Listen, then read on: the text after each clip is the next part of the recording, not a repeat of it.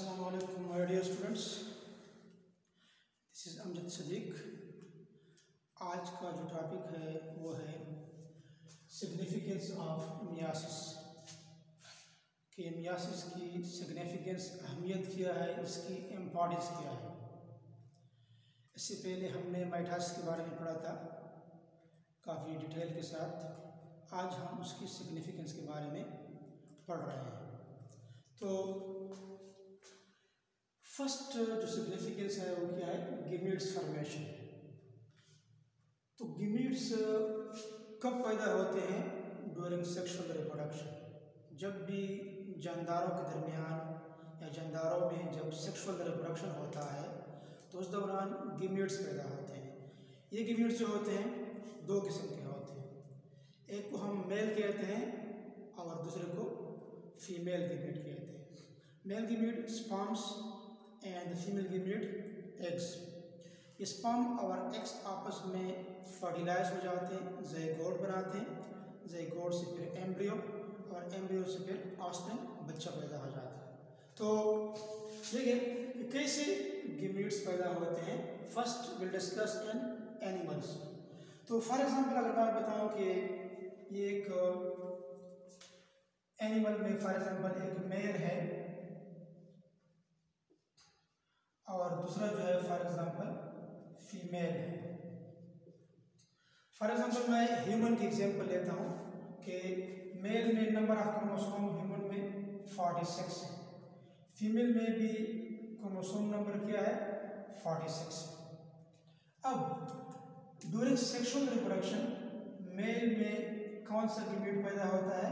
Sperm. Female में कौन सा गीमीट पैदा होता है? ओवा और एग। ये चूंकि ये बॉडी जो है मेल या फीमेल दोनों डिप्लॉयड है, they have 2n number of chromosomes. अब इससे जो स्पर्म पैदा होते हैं ये क्या है? ये n है, 1n या सिंपली n मतलब हैप्लॉयड नंबर ऑफ क्रोमोसोम्स है। ये जो सेक्सुअल रिप्रोडक्शन के नतीजे में जो गीमीट्स पैदा हो गए हैं स्पर्म और एग्स, ये कौन से प्रोसेस की मदद से? By the process of myiasis, myiasis की मदद से। अब ये जो दो हैप्लॉइड स्पर्म्स है ये आपस में फर्टिलाइज हो जाएंगे। एज ए रिजल्ट यहाँ पर क्या बनेगा? ज़ायगोट बनेगा, ज़ायगोट। अब स्पर्म में भी हाफ नंबर ऑफ क्रोमोसोम है, एग में भी हाफ नंबर ऑफ क्रोमोसोम है, तो दोनों हाफ हाफ जब ज़ायगोट में आएंगे तो ज़ायगोट में नंबर ऑफ क्रोमोसोम कितने होंगे? 2n, डिप्लॉयड नंबर हो जाएंगे। और इस ज़ायगोट में फिर क्या होता है? फिर डिवीजन शुरू हो जाती है, माइटोटिक डिवीजन शुरू हो जाती है। इसी ज़ायगोट से फिर क्या बनता है? एम्ब्रियो। अब एम्ब्रियो में नंबर ऑफ क्रोमोसोम कितने होंगे? सेम, डिप्लॉयड,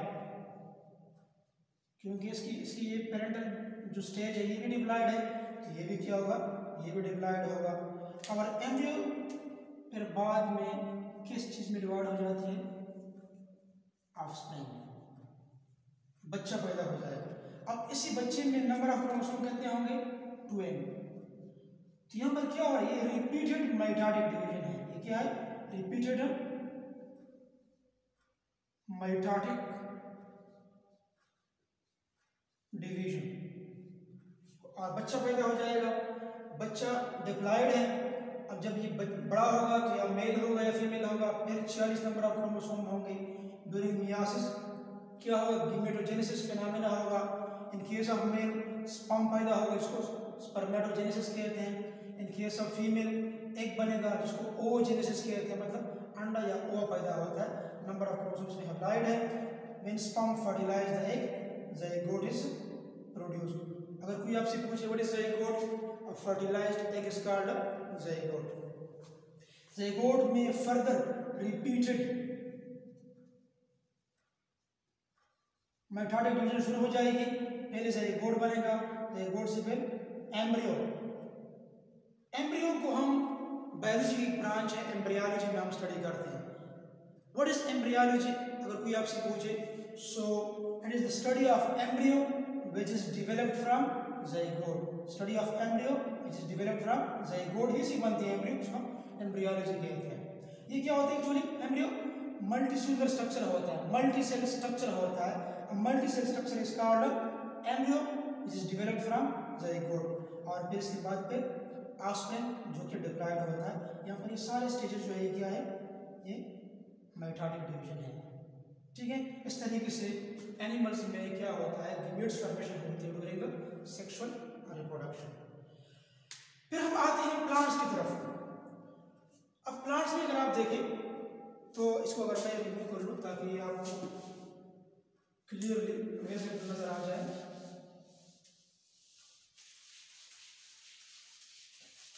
क्योंकि आप इसको फिर बाद में देख भी सकते हैं। प्लांट्स में फॉर एग्जाम्पल आपके पास एक प्लांट है, डिप्लॉयड प्लांट, 2 एग में डिप्लॉयड नंबर ऑफ क्रोमोसोम्स। अब प्लांट की बॉडी के अंदर क्या होते हैं, स्पोर मदर सेल्स होते हैं।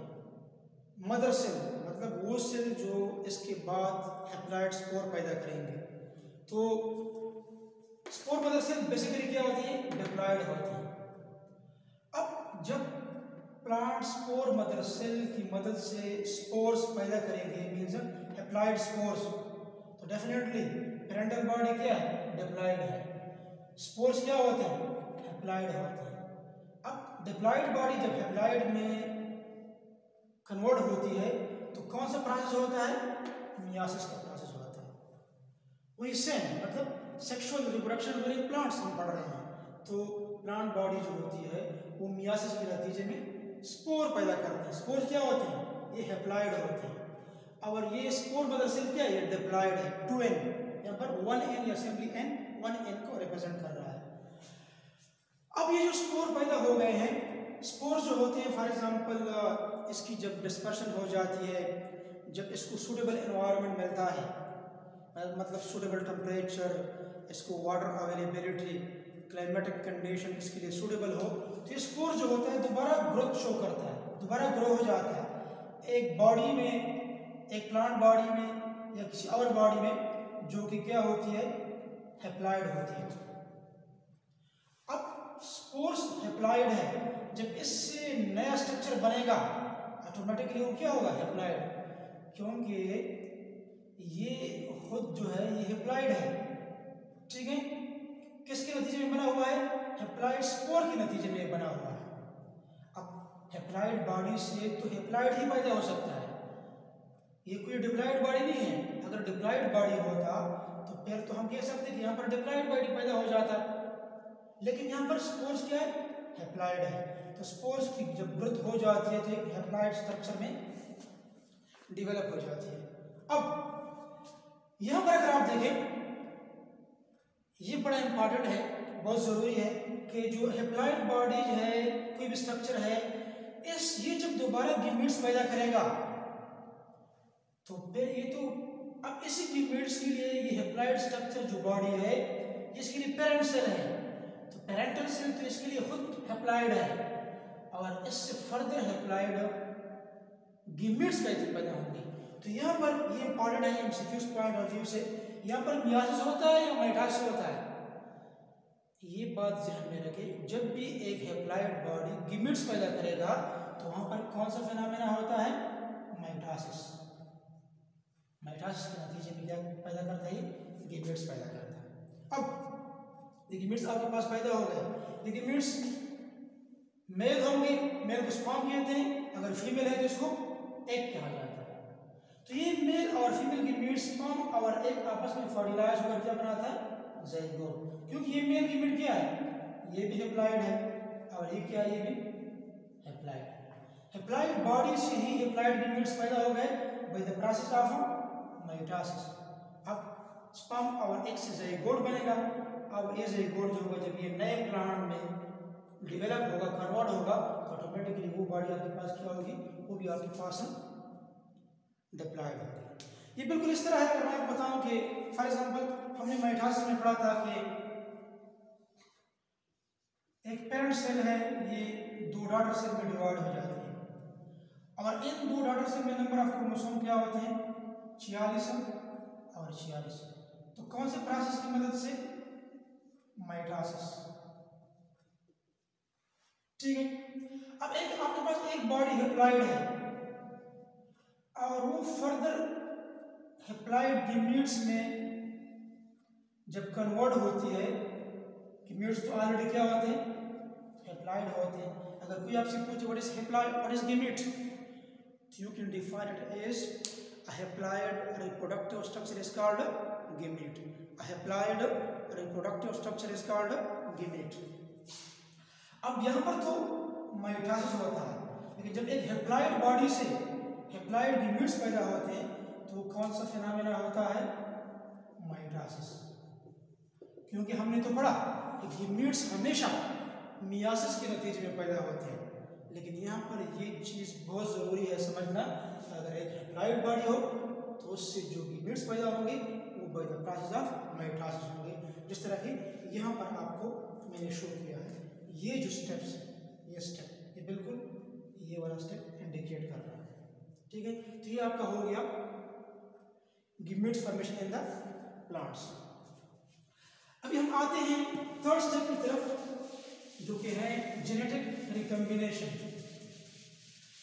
अब जेनेटिक रिकम्बिनेशन क्या होता है? ड्यूरिंग सेक्सुअल रिप्रोडक्शन ही होता है जेनेटिक रिकम्बिनेशन। मैंने आप लोगों को क्रॉसिंग ओवर के बारे में डिटेल से बताया था मियासिस के टॉपिक में। अब देखें जेनेटिक रिकम्बिनेशन, जब दो डिफरेंट जीन्स एक और बॉडी में रिकम्बाइन हो जाए, इसको हम कहते हैं जेनेटिक रिकम्बिनेशन।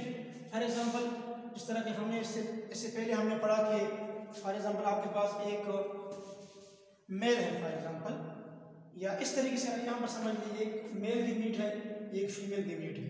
ठीक है, दोनों की जो जीन्स हैं वो ज़ाइगोट में रिकम्बाइन हो जाते हैं। अब ये ज़ाइगोट जो आपके पास सेल है, ये दो डिफरेंट जीन्स डीएनए क्रोमोसोम का कॉम्बिनेशन होता है। अब ये ज़ाइगोट बेसिकली क्या है? इसमें रिकम्बिनेंट डीएनए मौजूद है। क्या मौजूद है? रिकम्बिनेंट जीन्स, रिकम्बिनेंट डीएनए, क्योंकि इसमें जेनेटिक रिकम्बिनेशन हो गई है। Genes are recombined into a single structure that is the zygote, it is called genetic recombination. अब जेनेटिक रिकम्बिनेशन के नतीजे में क्या पैदा हो जाते हैं? गैमीट्स। क्योंकि जेनेटिक रिकम्बिनेशन मियासिस ही में होता है। मियासिस में किधर होता है? प्रोफेज फर्स्ट में। प्रोफेज फर्स्ट में किधर होता है? पेकायोटिन स्टेज में। लेप्टोटीन, ज़ाइगोटीन और थर्ड स्टेप क्या होता है? पेकायोटिन में क्या होता है? क्रॉसिंग ओवर होता है, जहाँ पर क्या हो जाता है? शफलिंग ऑफ क्रोमोसोम होता है। ठीक है, अब देखिए गैमीट्स पैदा हो जाते हैं डिफरेंट जेनेटिक कॉम्बिनेशन की। डिफरेंट जेनेटिक कॉम्बिनेशन की कैसे है? जो कल मैंने आप लोगों को बताया था कि फॉर एग्जाम्पल आपके पास मैटरनल क्रोमोसोम है, आपके पास ये आपके पास फॉर एग्जाम्पल पैटर्नल क्रोमोसोम है। ठीक है, इसका पार्ट जो होता है इसके साथ अटैच हो जाता है और इसी का पार्ट इसके साथ अटैच हो जाता है, और इसी पैटर्नल का सेगमेंट जो होता है इसके साथ अटैच हो जाता है, और ये वाला जो होता है इसके साथ। जब ये दोनों सेपरेट होंगे फॉर एग्जाम्पल, अब ये क्रोमोसोम जब बिकॉज ऑफ एनाफेज इसी तरफ आएगा, अपने पोल की तरफ आएगा, तो इसमें क्या होंगे? इसमें पैटर्नल की जीन्स क्या होंगे? मौजूद होंगे। और ये जब उसी पोल की तरफ जाएगा बिकॉज ऑफ एनाफेज, तो इसमें मैटरनल के जीन्स जो होते क्या हो जाते हैं? आ जाते हैं। अब जो आपके पास ये पैटर्नल क्रोमोसोम है, इसमें अपने जीन्स के अलावा मैटरनल की भी जीन्स मौजूद है, तो यहाँ पर क्या हो गया? Genetic recombination. और इसी डीएनए को हम रिकम्बिनेंट डीएनए कहते हैं। यहाँ पर ये आपके पास मैटरनल क्रोमोसोम था, इसमें पैटर्नल के पार्ट्स आ गए हैं, तो क्या हो गया? ये जेनेटिक रिकम्बिनेशन हो गया है। तो जेनेटिक रिकम्बिनेशन ही के नतीजे में गैमीट्स पैदा हो जाते हैं। गैमीट्स मेल होते हैं और फीमेल होते हैं। मेल में मेल गैमीट्स स्पर्म्स और फीमेल में फीमेल गैमीट एग होता है। इन दोनों की कॉम्बिनेशन से क्या पैदा हो जाता है? ज़ाइगोट पैदा हो जाता है। और ज़ाइगोट भी तो डिफरेंट गैमीट्स का कॉम्बिनेशन होता है, इसी वजह से ज़ाइगोट के साथ ब्रैकेट में लिखा है डिफरेंट जेनेटिक कॉम्बिनेशन। ठीक है। तो इसी वजह से जितनी भी ऑर्गेनिज्म पैदा होते हैं अपने वालिदैन से, वो अपने वालिदैन से मुख्तलिफ होते हैं। दे शो सम रिजेम्बलेंसेस इन स्ट्रक्चर, मुशाबहत ज़रूर शो करते हैं but not exactly identical with their parents, completely उनकी तरह नहीं होते। This because of the genetic recombination. और ये जेनेटिक रिकम्बिनेशन कैसे होता है? Because of the crossing over, यहाँ पर हुआ है। क्रॉसिंग ओवर के नतीजे में आपके पास ये डिफरेंट जेनेटिक मेकअप के आपके पास, फॉर एग्जांपल देखिए, ये आपके पास फॉर एग्जांपल मियासिस फर्स्ट के 2 डॉटर सेल आपके पास बन गए। फिर मियासिस सेकंड में क्या होगा? ये आपके पास अलग होगा और ये आपके पास अलग हो जाएगा, ठीक है। इसमें भी डिफरेंट जेनेटिक मेकअप के जीन हो। इस तरह ये जब अलग होगा और ये सेपरेट हो जाएगा बिकॉज ऑफ मियासिस 2, इसमें भी डिफरेंट जेनेटिक मेकअप के जीन मौजूद है। इस रिजल्ट लास्ट में आपके पास मियासिस में कितने डॉटर सेल बनते हैं? 4, दूसरा, तीसरा और चौथा। मियासिस के नतीजे में 4 डॉटर सेल आपके पास बन जाते हैं, जो कि हर एक जो होता है डिफरेंट जेनेटिक मेकअप का होता है, ठीक है। और डिफरेंट जेनेटिक मेकअप का होगा जब ये किसी स्पर्म, किसी एग को फर्टिलाइज करेगा, ज़ाइगोट बनेगा, तो ऑटोमेटिकली ज़ाइगोट भी डिफरेंट जेनेटिक कम्बिनेशन का होगा। इसी के नतीजे में वेरिएशन आते हैं और डाइवर्सिटी में क्या आता है? इंक्रीज आता है। और एक और स्टेप जो है, 4th स्टेप मैं बताऊं कि ये जो मियासिस है, ब्रांच वेरिएशन, चेंजेस आते हैं मियासिस के नतीजे में, जो कि अभी हमने पढ़ा डिफरेंट जेनेटिक मेकअप के। तो ये जो वेरिएशन है, ये क्या करते हैं? To control changes in the environment. जिस तरह के अगर एनवायरमेंटल तब्दीली आ गई, क्लाइमेटिक कंडीशन के नतीजे में चेंजेस आ गए एनवायरनमेंट में, तो इसी मियासिस ही के नतीजे में आहिस्ता आहिस्ता चेंज आता जाएगा and it will leads to evolution. और इससे इवोल्यूशन भी क्या हो सकता है? खास हो सकता है। तो ये आज का जो टॉपिक था, ये सिग्निफिकेंस ऑफ मियासिस थे। उम्मीद है आपको समझ आया होगा। अगर कोई क्वेश्चन हो तो आप कमेंट बॉक्स में आप पूछ सकते हैं। अल्लाह हाफिज़।